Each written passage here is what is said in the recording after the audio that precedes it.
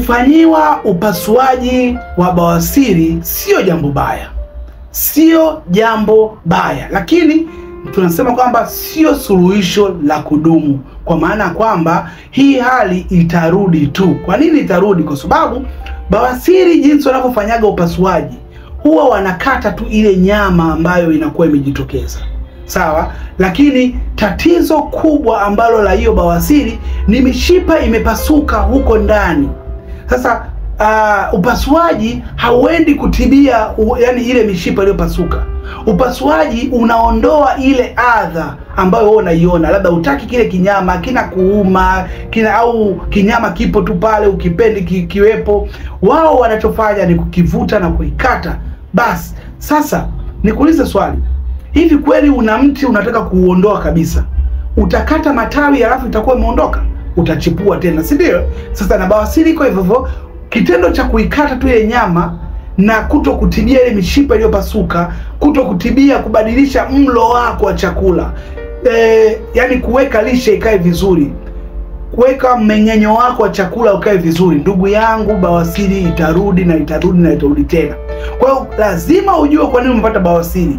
Aidha kwa sababu unakaa muda mrefu bila kusimama, aidha ni kwa sababu unakula vyakula ambavyo vinaweka ugumu wakati wa kujisaidia, unapata choo kigumu, aidha wewe ni mtu ambaye unafanya mazoezi magumu, kwa hiyo unanyanyua vyuma au vitu vizito, ina maana unajikakamua, aidha wewe unafanya chochote, labda unaingiliwa kinyume na maumbile, yani chochote kile ambacho kinasababisha wewe kupata hiyo bawasiri.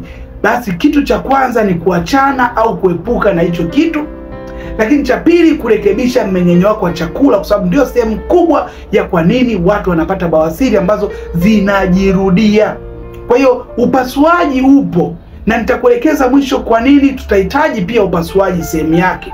Lakini kwa nini upasuaji uwe sehemu ya mwisho? Lakini kuna sehemu ambayo unatakiwa udili nayo wewe kwenye mmeng'enyo wako wa chakula, pamoja na kuweka usawa, yani sehemu nzima ya usagaji huo wa chakula. Kwa hiyo kama wewe ni mmoja wa watu ambao wanasumbuliwa na bawasiri na unataka kufanya upasuaji, basi usubirie mpaka utakapoona video yangu ya mwisho. Itaelezea ufanye kitu gani, alafu ndio uje kufanya hiyo upasuaji.